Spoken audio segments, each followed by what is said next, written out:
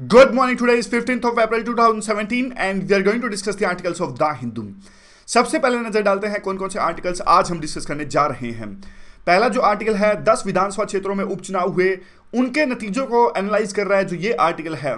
तो पॉलिटिक्स से related article है, किस प्रकार से पॉलिटिकल सिचुएशन इमर्ज होकर आ रही है उन 10 विधानसभा उपचुनावों के रिजल्ट के बाद में। एग्जाम के लिए इंपॉर्टेंट नहीं डिस्कस करेंगे।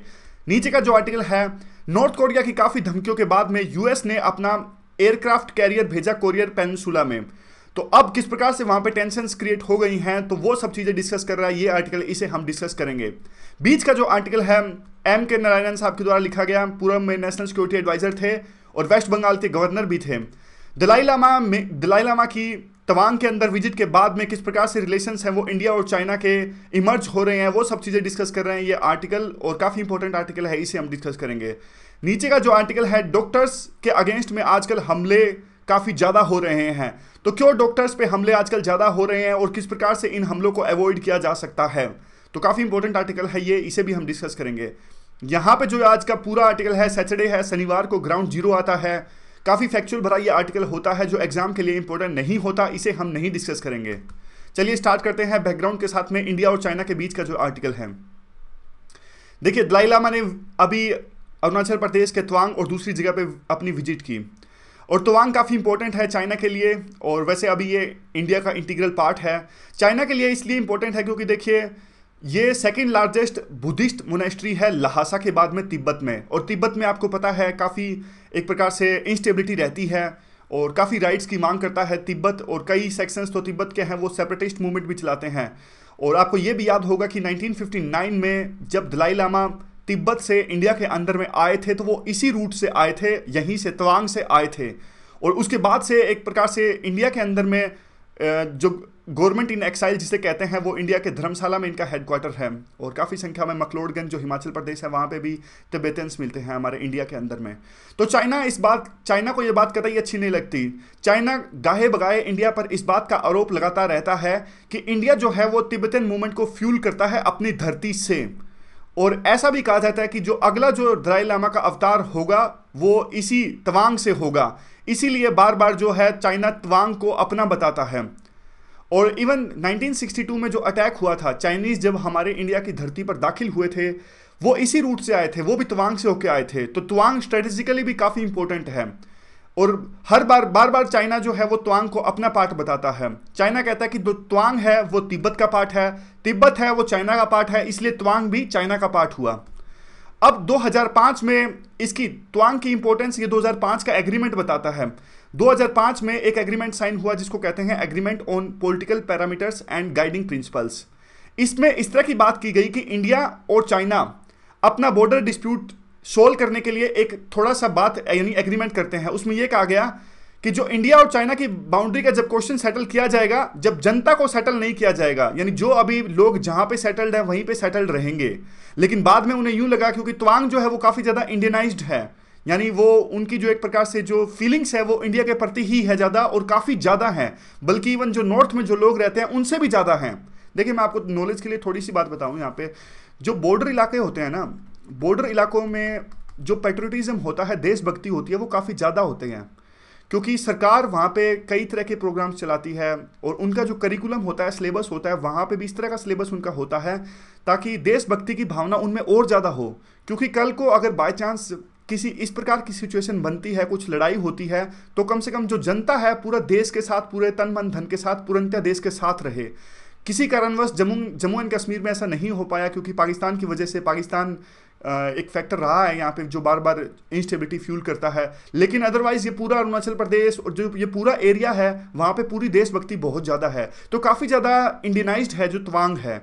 तो चाइना ने जब 2005 में ये एग्रीमेंट किया तो चाइना को डर लग गया कि तवांग तो देखिए एग्रीमेंट तो हमने कर लिया, अगर फिर तो हम तवांग की मांग नहीं कर सकेंगे क्योंकि तवांग की जनता तो वही रहना चाहेगी। तो जैसे ही वे एग्रीमेंट हो गया, चाइना को रियलाइज हो गया तो गलती हो गई, तो चाइना ने एग्रीमेंट होते ही विरोध करना स्टार्ट कर दिया इस एग्रीमेंट का। समझ गए? अब आगे क्या आता है, क्या रिएक्शन आया इस विजिट के बाद चाइना की तरफ से। देखिए, चाइना ने कहा कि इंडिया ने दलाई लामा को अलाउ करके अरुणाचल प्रदेश के अंदर विजिट को अलाउ करके काफ़ी गलती करी है, इससे इंडिया और चाइना के जो रिलेशंस है वो प्रभावित होंगे। काफ़ी स्ट्रॉन्ग रिएक्शंस आया चाइना की तरफ से। देखिए, पहले भी दलाई लामा ने अरुणाचल प्रदेश में विजिट करी है, वहाँ की यात्रा की है, लेकिन इस बार जो चाइना की तरफ से रिएक्शन आया काफ़ी स्ट्रॉन्ग आया। आपने महसूस भी किया होगा कि इन दिनों चाइना की जो एग्रेसिवनेस है वो काफ़ी ज़्यादा बढ़ गई है। चाइना अभी स्टेटस को पावर नहीं रहा, चाइना अभी अपने आप को एसर्ट कर रहा है। ना सिर्फ इस रीजन में, आप साउथ चाइना सी की बात कर लीजिए या फिर दूसरे जो चाइना के बड़े बड़े जो एम्बिशियस प्रोजेक्ट्स है, वन रोड वन बेल्ट, उनकी बात कर लीजिए। चाइना हर एक क्षेत्र में अपने आप को एसर्ट कर रहा है और उसी का एक रूप देखने को मिल रहा है इंडिया और चाइना के रिलेशंस के बीच में भी। यहाँ पे देखिए, मैप में हम देख लेते हैं। देखिए, मैं आपको थोड़ा सा तिब्बत का इतिहास बताऊं, बैकग्राउंड आपके लिए काफ़ी अच्छा होगा, आपको पूरा इशू अच्छे से समझ में आ जाएगा। देखिए, तिब्बत वैसे तो आमतौर पर जो चाइना की एक डायनेस्टी थी, युआन डायनेस्टी, उसका पार्ट रहा है सदियों तक, लेकिन बीच बीच में तिब्बत आज़ाद भी रहा है। इवन ब्रिटिश टाइम के दौरान में भी तिब्बत था वो काफ़ी हद तक आज़ाद ही था, सेमी ऑटोनोमस था तिब्बत ब्रिटिश टाइम में। और तिब्बत जो ब्रिटिश थे वो तिब्बत को एक प्रकार से बफर की तरह इस्तेमाल करते थे। और अगर ये देखिए, आज तिब्बत आज के टाइम में बफर होता तो हमारे और इंडिया के जो इंडिया और चाइना के जो रिलेशंस है वो कुछ और ही होते, क्योंकि बॉर्डर डिस्प्यूट जिसकी वजह से वार भी हुआ था वो सब नहीं होता। खैर, ये तो एक हाइपोथेटिकल सिचुएशन है। लेकिन एक 1914 का जो एग्रीमेंट है, मैकमोहन लाइन जो है, उसके बारे में यहाँ पे बताना आवश्यक होगा। देखिए, 1914 में एक एग्रीमेंट हुआ, तब पूरे रीजन में ब्रिटिश की पावर सबसे ज़्यादा थी। तो मैकमोहन थे, हेनरी मैकमोहन, उनके नाम पे ये लाइन पड़ी, जिसको आज मैकमोहन लाइन के तौर पे भी जाना जाता है। ये पूरी लाइन थी, ये तो नेपाल हो गया, खैर यहाँ पे देखिए ये पूरी मैकमोहन लाइन थी। उसमें क्या था, उसको हालांकि देखिए चाइना उस लाइन का विरोध करता है, क्योंकि चाइना कहता है कि ये लाइन उस समय बनाई गई थी जब ब्रिटिश पावर में थे और ये इंपीरियलिस्टिक पावर का एक नमूना है, इसलिए चाइना इस जो मैकमोहन लाइन है उसको एक्सेप्ट नहीं करता। इस लाइन के हिसाब से जो अक्साई चीन है वो भी हमारा इंडिया का पार्ट है, ये पूरा अरुणाचल प्रदेश है वो भी हमारा इंडिया का पार्ट है। लेकिन देखिए 1914 के बाद में जब ये मैकमोहन लाइन इस्टेब्लिश की गई थी तो चाइना का विरोध मेनली इस लाइन को लेकर नहीं था। तब चाइना इंडिया और तिब्बत के बीच के बॉर्डर के बारे में तो कंसर्न था ही नहीं। तब चाइना का मेन कंसर्न था चाइना और तिब्बत के बीच की लाइन, समझ गए। तब चाइना का मेन कंसर्न ये नहीं था जो आज की लाइन है, तब चाइना का मेन कंसर्न ये था। लेकिन जैसे ही चाइना को आज़ादी मिली 1949 में, यानी वहाँ पे सिविल वार खत्म हुआ, हमको आज़ादी मिली 47 में, चाइना ने तिब्बत को हड़प लिया पूर्णतया, मतलब तिब्बत को एक पूरा अपना पार्ट बना लिया। बिल्कुल थोड़ी बहुत ऑटोनॉमी दी जो बिल्कुल नेग्लिजिबल है। तो नेहरू उस टाइम पे हमारे प्रधानमंत्री थे, उन्होंने इस बात का विरोध नहीं किया, जबकि कुछ इतिहासकार कहते हैं कि नेहरू को इस बात का विरोध करना चाहिए था, क्योंकि आज अगर तिब्बत एक प्रकार से अलग से कुछ देश होता या फिर ज़्यादा ऑटोनॉमी होती तो इंडिया और चाइना के रिलेशंस उतने ज़्यादा खराब नहीं होते। तो हुआ क्या, फिर बाद में देखिए चाइना ने पूरा इस रीजन को, इस पूरे तिब्बत को हड़प लिया और इंडिया ने उसका विरोध नहीं किया। इंडिया ने मान लिया कि ठीक है, तिब्बत आपका पार्ट है, आपकी सोवरेनिटी है तिब्बत के ऊपर में। फिर 1959 में क्या हुआ, 1959 में यहाँ के तिब्बत के लोगों ने एक प्रकार से विरोध करना स्टार्ट कर दिया चाइना के रूल का, क्योंकि चाइना काफ़ी ज़्यादा ऑपरेशन कर रहे थे तिब्बत के लोगों के खिलाफ में, वहाँ की डेमोग्राफी चेंज करने की कोशिश कर रहे थे, जिसका विरोध किया तिब्बत के लोगों ने। फिर चाइना ने और ज़्यादा फोर्स का यूज किया तिब्बत के लोगों के खिलाफ में। तो दलाई लामा की जान को खतरा था, तो इसलिए दलाई लामा भागकर 1959 में इंडिया में आ गए। यहाँ से वो आए थे, समझ गए, यहाँ से वो आ गए थे। और उसके बाद में चाइना को ये बात बिल्कुल भी अच्छी नहीं लगी। उसको, चाइना को यूँ लगा कि इंडिया जो है वो इंपीरियलिस्टिक पावर की तरह दलाई लामा को शरण देके एक प्रकार से तिब्बत के अंदर में सेपरेटिस्ट मूवमेंट को बढ़ावा दे रहा है। फिर नेहरू जी ने क्या किया, नेहरू जी ने फॉरवर्ड पॉलिसी अपनाई। फॉरवर्ड पॉलिसी क्या थी, फॉरवर्ड पॉलिसी ये थी क्योंकि जो पूरा बॉर्डर था ना उस टाइम पे, जैसे भारत और पाकिस्तान के बीच का जो अभी फिलहाल का बॉर्डर है, वो एलओसी जो है वो वहाँ पे फेंसेस हैं, पूरा प्रॉपर डिफाइन है। लेकिन जो ये लाइन थी ना, पूरी प्रॉपर डिफाइन नहीं थी, बिल्कुल ऐसे ही ओपन बॉर्डर था। तो नेहरू ने सोचा कि जहाँ जहाँ एक प्रकार से जैसे कश्मीर में हुआ था, कम से कम जब अगर सीज फायर होता है यूएन में जाने के बाद में, तो कम से कम हमारी जो पोजीशन वो आगे हो। तो नेहरू ने ये क्या किया, फॉरवर्ड अप्रोच अपनानी स्टार्ट करी। थोड़े थोड़े अपने सैनिकों को कहा कि आप आगे बढ़िए, कल को सीज फायर होता है तो हमारी पोजीशन आगे होनी चाहिए। लेकिन चाइना को यूं लगा कि इंडिया आगे बढ़ रहा है, तो चाइना ने एक प्रकार से युद्ध कर दिया। 1962 में चाइना और इंडिया का युद्ध हुआ इस बात पे। इमीडिएट जो रीजन था वो ये था। वैसे चाइना तो ऑलरेडी एक प्रकार से खिलाया हुआ था, जिस प्रकार से दलाई लामा को शरण दी इंडिया ने। तो जो ये अप्रोच थी फॉरवर्ड पॉलिसी की अप्रोच, चाइना उससे और भी ज़्यादा भड़क गया। तो एक प्रकार से युद्ध हुआ इंडिया और चाइना के बीच में, और जिसे इंडिया हार गया। काफ़ी अफसोस की बात है। लेकिन देखिए, क्योंकि उस टाइम पे ना हमारा ध्यान इस साइड था ही नहीं, हमारा जो ध्यान था वो वेस्ट की तरफ ज़्यादा था। हमने कभी सोचा भी नहीं था कि चाइना के साथ में युद्ध हो सकता है। तो चाइना के पास में काफ़ी एडवांटेजेस थे, चाइना के पास में जो है, जो इनका टेरेन था हमारे लिए काफ़ी डिफिकल्ट था। और इवन हमने तो देखिए वहाँ पे ना, आपको थोड़ा बात बताता हूँ, ये रामचंद्र गुहा की बुक में लिखा है। नेहरू उस टाइम पे काफ़ी एम्बिशियस थे। नेहरू ने एक टाइम पे, देखिए हर बात पे नेहरू की गलती नहीं बता सकते, लेकिन जो बुक्स में लिखा है वो मैं आपको बता रहा हूँ। बुक्स में ऐसा लिखा है कि देखिए, हमारे जो जनरल्स थे उस टाइम पे, उन्होंने कहा था कि देखिए हम युद्ध नहीं कर सकते इस टेरेन में। क्योंकि उन्होंने कहा था कि देखिए हमारे पास में तो प्रॉपर मैप्स भी नहीं है, मैप्स नहीं है इस पूरे रीजन के, हमारे लिए काफ़ी डिफिकल्ट है, चाइनीज़ के लिए काफ़ी आसान टेरेन है, ऊपर से वहाँ पे पठार है, तिब्बत का पठार है, और हमारे यहाँ पे ऊपर चढ़ाई करनी पड़ेगी। चाइनीज़ अगर गोली चलाएंगे तो हमारे नीचे गोली काफ़ी तेज़ी से आएगी। वो काफ़ी तरह के रीजन्स हैं। लेकिन नेहरू जी उस टाइम पे काफ़ी एम्बिशियस थे, उन्होंने कहा कि नहीं आप लड़िए। तो वो रिजल्ट आपको पता है, काफ़ी बुरी तरह हम हार गए थे। ये तवांग है, देखिए इस यहाँ पे जो तवांग है इसको चाइनीज़ अपना पार्ट मानते हैं, क्योंकि चाइनीज़ कहते हैं ये तिब्बत का पार्ट है। और ये सब हमने डिस्कस किया, जो मैकमोहन लाइन, अभी सारी ये चीज़ हमने डिस्कस करी। अब आगे देखते हैं। देखिए अब इस विजिट पर अगर ध्यान दें तो आमतौर पर देखिए दलाई लामा चाइनीज़ के खिलाफ बोलते नहीं है, क्योंकि यही इंडिया की पॉलिसी है।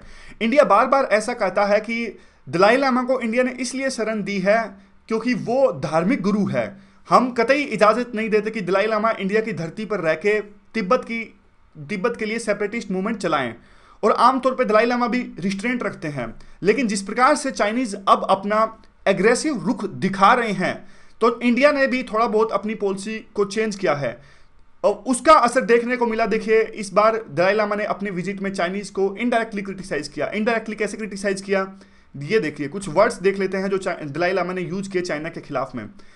दलाई लामा कहते हैं कि उन्होंने सारे गुनाह जो है वो माफ़ कर दिए हैं चाइना के। किस प्रकार से चाइना ने ऑपरेशन किया तिब्बतियंस का पिछले कुछ सालों में, अभी भी कर रहे हैं। फिर दलाई लामा कहते हैं कि वो चाइना की वन चाइना की पॉलिसी का सपोर्ट करते हैं, और लेकिन वो कहते हैं कि इसके बाद में तिब्बतियंस को भी एक प्रकार के राइट्स होने चाहिए कि वो भी अपना जो कल्चर है उसको प्रिजर्व कर सकें, बचा के रख सकें, सहेज के रख सकें, अपनी लैंग्वेज आइडेंटिटी इनको भी बचा के रख सकें। ये कहते हैं कि देखिए 1.4 बिलियन चाइनीज़ लोगों को पता होना चाहिए कि आखिरकार रियलिटी है क्या। उनको सिर्फ एक पक्ष पता है, उनको दोनों पक्ष पता होने चाहिए, ताकि वो खुद ही जज कर सकें कि हमारे साथ यानी तिब्बतियन के साथ में क्या हुआ है। बस यही है। आगे फिर क्या होता है, आगे देखिए इस बार अरुणाचल प्रदेश के जो सीएम है उन्होंने भी एक प्रकार से काफ़ी स्ट्रॉन्ग स्टेटमेंट दी चाइनीज़ के खिलाफ में। इन्होंने कहा कि देखिए जो इंडिया है वो बॉर्डर शेयर करता है तिब्बत के साथ, ना कि चाइना के साथ में। काफ़ी स्ट्रॉन्ग स्टेटमेंट है, ध्यान दीजिएगा। क्यों? क्योंकि अगर ये बात, अगर मान लीजिए तिब्बत के साथ बॉर्डर शेयर करता है इंडिया, तो इसका मतलब यह है कि हम तिब्बत को अलग से आइडेंटिटी मान रहे हैं और तिब्बत को अलग चाइना का एक पार्ट नहीं मान रहे हैं। तो ये स्टेटमेंट ये शो करता है। तो इसका नतीजा क्या हुआ, चाइनीज मीडिया तिलमिला उठी इस पूरी बात के बाद में। चाइनीज मीडिया में कई तरह की बातें लिखी गई इंडिया के खिलाफ में, और इवन कई जो मीडिया घराने हैं उन्होंने तो ये भी कहा कि अगर इंडिया डर्टी गेम्स खेलता है तो उसके खिलाफ में तुरंत एक्शंस लिया जाना चाहिए। तो चाइनीज मीडिया ने काफ़ी क्रिटिसाइज किया, ना सिर्फ दलाई लामा की विजिट का, बल्कि जिस प्रकार से स्टेटमेंट्स देखने को मिली इंडिया में उसका भी। चाइनीज देखिए काफ़ी कंसर्न्स हैं इस पूरे मामले में। क्यों? क्योंकि देखिए दो चीज़ें हैं।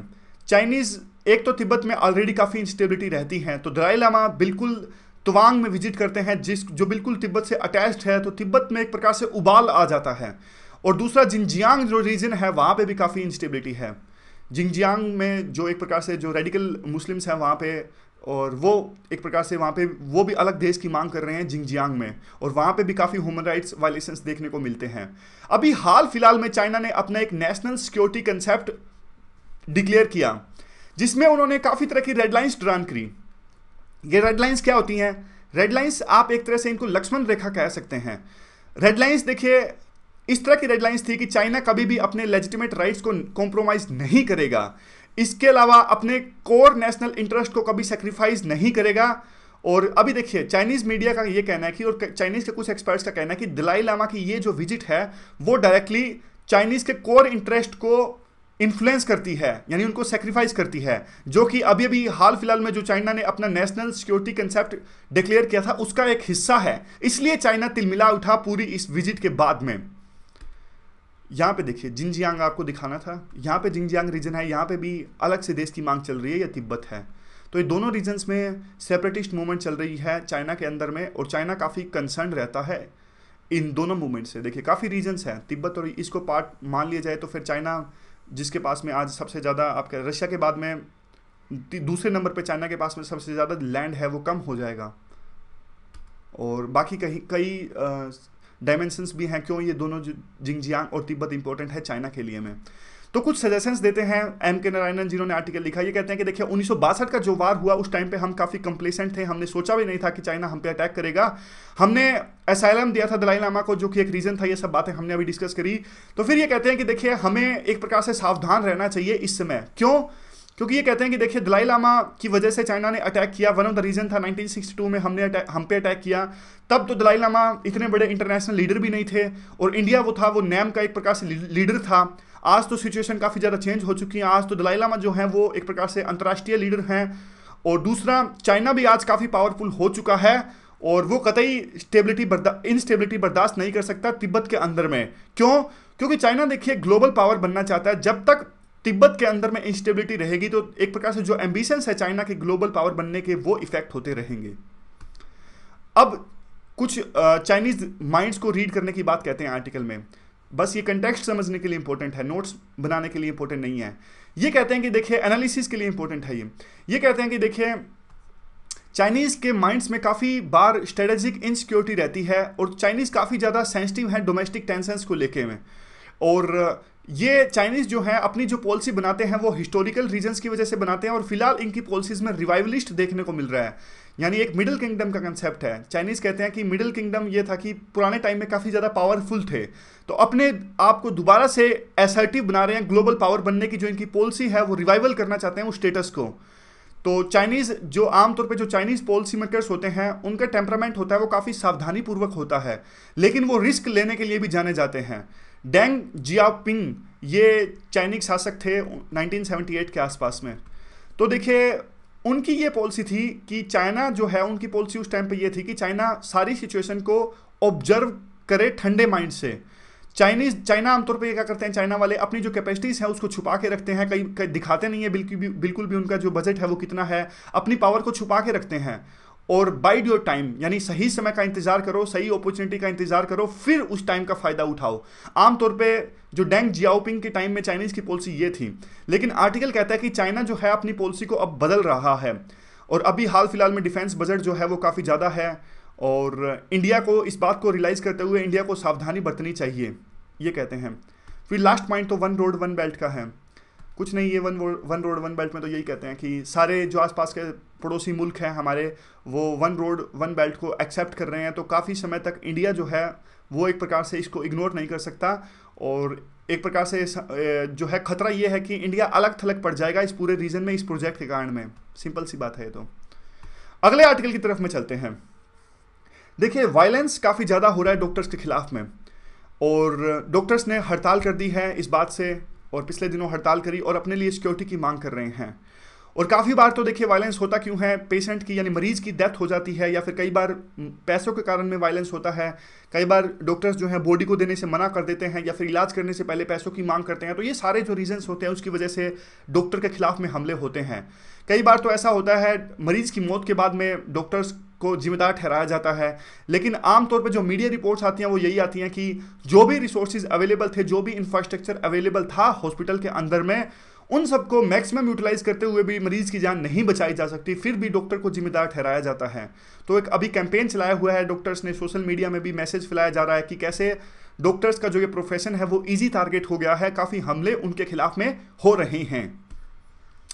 काफ़ी ग्रोइंग वायलेंस। देखिए वैसे तो जो इनके खिलाफ में वायलेंस है वो नई चीज़ नहीं है, लेकिन इंडिया की बात की जाए तो काफ़ी एक प्रकार से राइज हो रहा है इन हमलों में। और जो डॉक्टर्स जिनको एक प्रकार से भगवान के बाद दूसरा दर्जा प्राप्त था, आखिर अभी ऐसा क्या हुआ कि उनके खिलाफ में हमले हो रहे हैं। एक प्रकार से भगवान के बाद में उनको ऐसा दर्जा प्राप्त था कि अगर कोई ऐसा शख्स है भगवान के बाद में जो जान बचा सकता है तो वो डॉक्टर्स हैं, लेकिन आज उनके स्टेटस में काफ़ी गिरावट हुई है। और सही बात अगर देखिए कीजिए तो काफ़ी जनरल पॉइंट्स हैं। वैसे देखिए सोसाइटी में भी काफ़ी ज़्यादा गिरावट हुई है।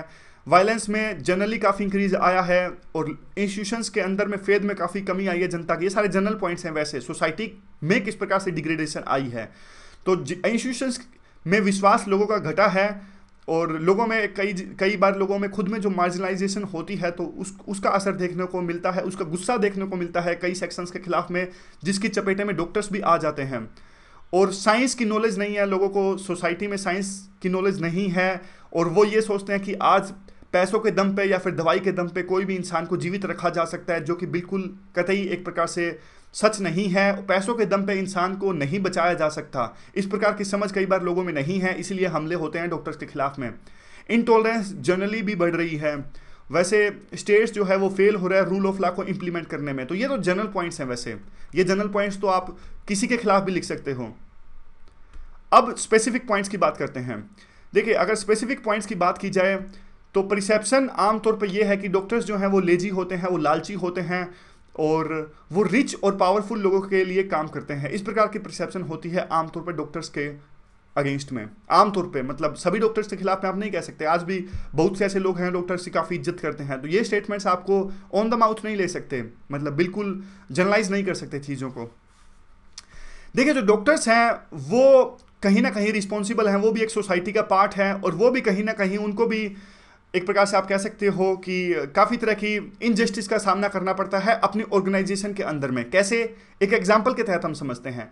देखिए, काफ़ी बार आपको ये इस तरह की न्यूज़ देखने को मिलती होगी कि जो जूनियर डॉक्टर्स हैं वो उनको एक प्रकार से देखिए काफ़ी बार काम करना पड़ता है, 36 घंटे तक, 24 घंटे तक उनको लगातार काम करना पड़ता है। सैलरी उनकी काफ़ी कम होती है, वर्किंग आवर्स ज़्यादा होते हैं, इंफ्रास्ट्रक्चर उनके पास में होता नहीं है, और उनकी बात को सुना नहीं जाता हॉस्पिटल्स के अंदर में। तो ये तमाम तरह के रीजंस हैं, इसलिए डॉक्टर्स हैं वो खुद ही तंग रहते हैं। देखिए, मैं आपको थोड़े अलग से पॉइंट्स बताता हूँ वैसे क्यों डॉक्टर्स के खिलाफ में हमले ज़्यादा हो रहे हैं। इस आर्टिकल में नहीं है, कुछ मेरी राय है। देखिए, आमतौर पे क्या होता है, जो गैप है ना, कम्युनिकेशन गैप बढ़ रहा है डॉक्टर्स के बीच में और मरीज के बीच में। आजकल क्या होता है, डॉक्टर्स के पास में टाइम नहीं है कि एक प्रकार से जनता की बात को ध्यान से सुन सके और उसको एड्रेस कर सके।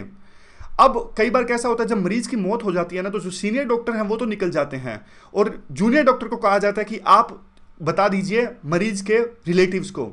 लेकिन जो जूनियर डॉक्टर्स होते हैं ना, वो अच्छे से सिचुएशन को बता नहीं सकते मरीज के रिलेटिव्स को, और आमतौर पे जो गैप है, जो एक प्रकार से जो डाउट्स हैं मरीजों के अंदर में, उनके परिवारों के अंदर में, उसको एड्रेस नहीं कर सकते डॉक्टर्स जो हैं, और इसीलिए एक प्रकार से शक पैदा हो जाता है। डॉक्टर्स को यूं लगता है कि अगर बाय चांस उनको यूं लगता है कि अगर देखिए डाउट्स एड्रेस करने लगेंगे तो वहाँ पे 2 मरीजों की जान और बचाई जा सकती है, तो टाइम इंपॉर्टेंट है, क्योंकि ये सब जो चीज़ें हैं ना वो काफ़ी ज़्यादा हैं।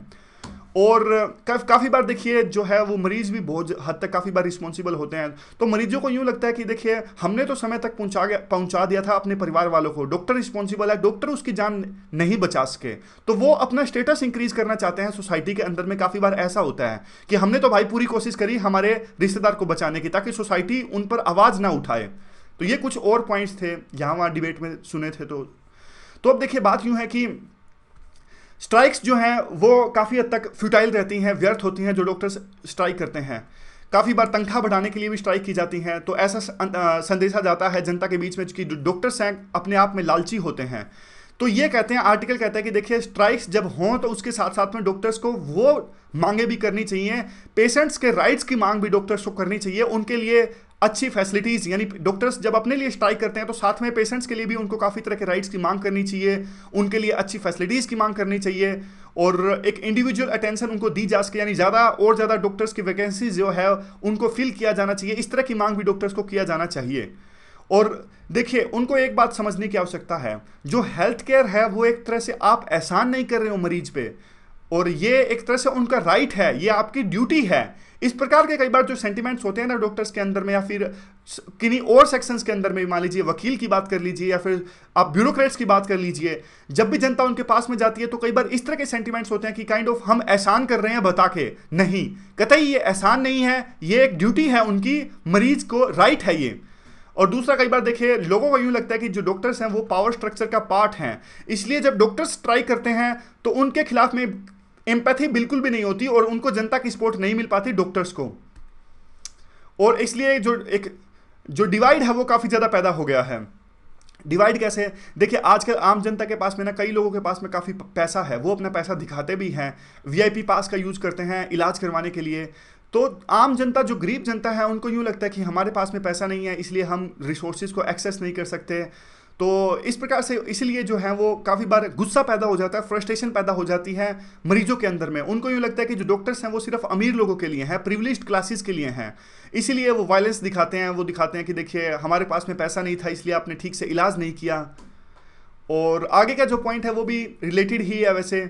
ये कहते हैं कि जनता को आमतौर पे समझ में नहीं आता, साइंस नहीं होती, उनको यूँ लगता है कि आजकल पैसों के दम पे किसी भी तरह का इलाज संभव है, यानी मरीज को जिंदा रखा जा सकता है। और काफ़ी तरह के मिथ्स और सुपरस्टिशंस हैं, कई बार ऐसी कल्ट पर्सनैलिटी बना दी जाती है डॉक्टर्स की। उनको यूँ लगता है कि ये डॉक्टर अच्छा है, ये डॉक्टर डेडिकेटेड है, और जो दूसरे डॉक्टर्स हैं वो डेडिकेटेड नहीं है।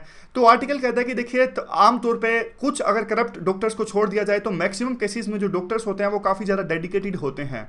ये बात बिल्कुल सही है। ये कहते हैं कि देखिए साधु संत तो आज के टाइम में कोई भी नहीं है। देखिए साधु संत तो आज के टाइम में कोई भी नहीं होता, मतलब सभी लोग अपना पेट चलाने के लिए पैसा तो चाहिए ना। अब आप ये कहो कि डॉक्टर एक नोबल एक प्रकार से प्रोफेशन है, लेकिन डॉक्टर्स की अपनी भी तो एक प्रकार से, उनको भी तो अपना पेट चलाना है, उनकी अपनी ज़रूरतें हैं, उनको भी एक प्रकार से वो होते हैं। सारे डॉक्टर्स जो हैं वो साधु संत तो नहीं है ना, उनकी अपनी कुछ इच्छाएं हैं, ये बात तो आपको माननी पड़ेगी। ये कोई भी प्रोफेशन हो, आज के टाइम में साधु संत तो कोई भी नहीं है, सबको पैसा चाहिए। मतलब ये बात आप इसको एकदम जनरलाइज मत कीजिए। मतलब कुछ लोग तो डेफिनेटली ऐसा होते ही हैं जिनकी जो भावनाएं हैं वो काफ़ी अच्छी होती हैं। लेकिन आप जैसे आप यूपीएससी का फील्ड ले लीजिए, यूपीएससी में जो मरुनाल है, मरुनाल बहुत ज़्यादा सहायता करते हैं, लेकिन साधु संत तो बिल्कुल मरुनाल भी नहीं है। रोमन सैनी है, रोमन सैनी काफ़ी पैसा कमाते हैं। मतलब सारे चीज़, इवन आप ओनली आईएएस ले लीजिए, थोड़ा बहुत पैसा तो यूट्यूब से हमें भी मिलता ही होगा। तो बात यही है। तो डॉक्टर्स की जो सेंटिमेंट्स हैं उनको भी एड्रेस करने की यहाँ पे आवश्यकता है। तो यहाँ पे वे आउट क्या है? वे आउट देखिए ये है कि सबसे पहले तो स्टेट को रूल ऑफ लॉ अप्लाई करना है, एग्जेम्पलरी एक्शन की आवश्यकता है। यहाँ पे मान लीजिए जब भी इस तरह के केसेस होते हैं तो स्टेट को स्ट्रॉन्ग एक्शन लिए जाने की आवश्यकता है और रूल ऑफ लॉ को इंप्लीमेंट किए जाने की आवश्यकता है। और लॉन्ग टर्म के लिए देखिए हेल्थ इंफ्रास्ट्रक्चर को बढ़ावा दिया जाए, और कई पेशेंट्स के पीछे जो डॉक्टर की संख्या है उसको भी बढ़ाया जाए। अकाउंटेबिलिटी सेट की जाए, ना सिर्फ डॉक्टर्स की बल्कि सारे सेक्शंस ऑफ सोसाइटी की, जितने भी स्टेक होल्डर्स हैं इस पूरे चीज़ में, पूरे इशू पे, उनकी अकाउंटेबिलिटी एक प्रकार से फिक्स किए जाने की आवश्यकता है। डॉक्टर्स, सिविल सर्वेंट्स, वकील, जजेस और ये सारे जो हैं वही सेम बात, फेवर नहीं है, जो ये सर्विस है वो फेवर नहीं है, ये उनकी ड्यूटी है, उनको ये चीज़ समझने की आवश्यकता है। उसके बाद में जनरल पब्लिक को ये भी कन्विंस किए जाने की आवश्यकता है कि देखिए कुछ करप्ट की बात छोड़ दी जाए तो आमतौर पे जो डॉक्टर्स हैं पूरी कोशिश करते हैं मरीजों को बचाने की। और इवन हॉस्पिटल्स में पीपल्स कम्युनिटीज़ हम इस्टेब्लिश कर सकते हैं जो कि इस इश्यूज़ पर, इस तरह के जो वायलेंस भरे इश्यूज़ हैं उनको अच्छे से एड्रेस करेंगे। कॉन्स्टेंट ऑडिट की आवश्यकता है, वर्किंग आवर्स जो है उनका ऑडिट होना चाहिए। और अगर एक डॉक्टर को ज़्यादा काम एक प्रकार से ना करना पड़े और उनके जो वर्किंग आवर्स हैं उनको रेगुलेट किए जाने की आवश्यकता है। और सोशल वर्कर्स हो सकते हैं इमरजेंसी वार्ड्स में, ताकि एक प्रकार से जो क्राउड्स हैं वो एक प्रकार से उनको हैंडल किया जा सके मुश्किल भरे सिचुएशन में, उनको समझाया जा सके। सोशल वर्कर्स इस मामले में अच्छा काम कर सकते हैं। सिविल सोसाइटी और जो मेडिकल कम्युनिटी है वो एक प्रकार से बेटर हेल्थ केयर के लिए, जिस प्रकार से हमारी पॉपुलेशन बढ़ रही है उस प्रकार की बेटर हेल्थ केयर सरकार से डिमांड कर सकती है। ये सारे रीजंस हैं, ये सारे पॉइंट्स हैं, आप अपने आंसर में लिख सकते हो कि क्या करना चाहिए ताकि डॉक्टर्स के खिलाफ हमले कम से कम हों। नॉर्थ कोरिया के बारे में अगले आर्टिकल से देखिए, टेंशंस जो है वो कोरियन पेनिनसुला में बहुत ज़्यादा क्रिएट हो गई हैं। वाशिंगटन ने अपना जो नेवल शिप है वहाँ पे नॉर्थ कोरिया के अंदर में भेजा, और जो इमीडिएट रीज़न ये था कि नॉर्थ कोरिया ने देखिए काफ़ी तरह बार बार ये बात कही है कि हम जो है वो न्यूक्लियर वेपन्स का इस्तेमाल करेंगे अगर हमारे खिलाफ में कोई हमला होता है तो अब यूएस ने पिछले दिनों एक थार्ड भी वहाँ पे इंस्टॉल किया था। थार्ड क्या है? ये है terminal high altitude area defence, kind of radar है। ये कोई भी आती मिसाइल को एक प्रकार से ये भांप सकता है और बदले में एक डिफेंस मिसाइल को लॉन्च कर देगा, इस प्रकार का ये है थार्ड। और चाइना को ये बात अच्छी नहीं लगी। चाइना को यूँ लगा कि देखिए ये जो कोरिया पेनिनसुला में थार्ड इस्टेब्लिश किया है यूएस ने और ये डिफेंस सिस्टम इस्टेब्लिश किया है, इससे तो जो चाइना के जो न्यूक्लियर इंफ्रास्ट्रक्चर है वो भी एक प्रकार से इस दायरे में आ जाएगा और यूएस को पता लग जाएगा इस पूरे इंफ्रास्ट्रक्चर का। यानी चाइनीज़ को भी एक प्रकार से डर सताने लगा है थार्ड इंस्टॉल होने के बाद में। तो वे फॉरवर्ड क्या है? देखिए वे फॉरवर्ड ये है कि यूएस है वो कहता है कि अगर चाइना नॉर्थ कोरिया को समझा पाने में सक्षम नहीं है तो वो यूनिलेटरल एक्शन लेंगे। और जिस प्रकार से यूएस ने अभी हमला किया है सीरिया के खिलाफ में, तो काइंड ऑफ ये सिग्नल था नॉर्थ कोरिया के लिए में। चाइना कहता तो बहुत कुछ है, चाइना कहता है कि इस पूरे रीजन में पीस इस्टेब्लिश किए जाने की आवश्यकता है, लेकिन चाइना करता कुछ नहीं है। जापान को भी डर लगता है क्योंकि जापान पहले जो नॉर्थ कोरिया था वो जापान की कॉलोनी था, और तो इवन अभी भी नॉर्थ कोरिया जापान को धमकियां देता रहता है। तो जापान ने भी सपोर्ट किया यूएस ने, जिस प्रकार से अब अपना जो है वो एयरक्राफ्ट कैरियर भेजा है कोरियर पेनिनसुला के अंदर में। ट्रंप जो है वो देखिए पहले जो कैंपेन के दौरान में उन्होंने काफ़ी तरह की बातें कही, आइसोलेशन में रहेंगे, अमेरिका को ऊपर लेके जाएंगे, लेकिन अब ट्रंप ने अपना ट्रैक चेंज कर दिया है।